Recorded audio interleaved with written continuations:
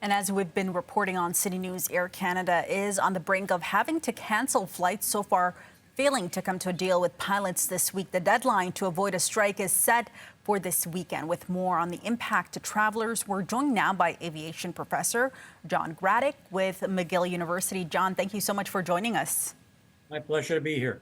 So this isn't the first strike among major airlines that we've been tracking this year. What are the similarities between what's happening with Air Canada and the recent strike we saw over at WestJet?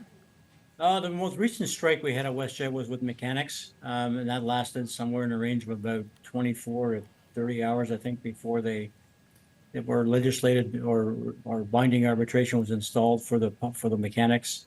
I think that we've had a threat of a strike in the spring with the pilots at WestJet, which was resolved at the last minute, I think within 24 hours of a shutdown. So this is a pattern of negotiation within the air transportation industry that's been going on for a couple of years. Started with Air Transat, with their flight attendants, moved to WestJet, and now it's Air Canada. So it's slowly progressing its way around the industry.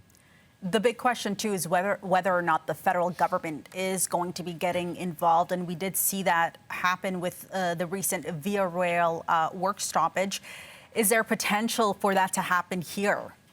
There's always that potential. The issue that we faced with the rail strike was really a total shutdown of the Canadian rail transportation industry by having both carriers affected.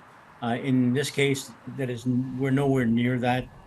This is not going to be a national emergency. This is not going to be, a situation where we have to have mandated air travel. We have other carriers in Canada. We have WestJet, we have Porter, we have Flair. They have over 200 airplanes. So it's not as if, we are going to be suffering irreparable harm in our industries as a result of Air Canada being shut down. So I think the government is going to be looking to get the negotiation process and the negotiation of a labor agreement between the two parties as a way to get this thing resolved, and we'll stay away from government intervention. It's interesting, too, when you speak about what happened with WestJet this summer. You saw that the strike might have been over, but travelers continued to feel those impacts even days and days later, had that domino effect here. Could you leave us with some details on just how widespread the impact will be if this strike does move forward? Yeah, what's going to happen is Air Canada is going to have to start positioning aircraft at its locations, at its bases, starting on probably Sunday. We'll start to see some cancellations start to show up. Air Canada is required, or should be, looking at trying to protect its assets and protect its employees.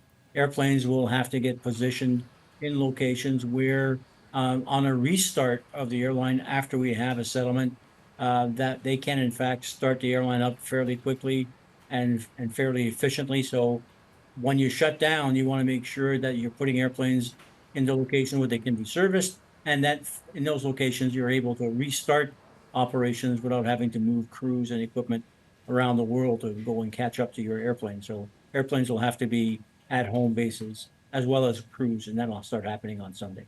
And we are nearing that deadline there. Hopefully a deal will be met before we have to get to that point here. Professor John Gradek with McGill University, thank you so much. My pleasure. Have a great day. Take care.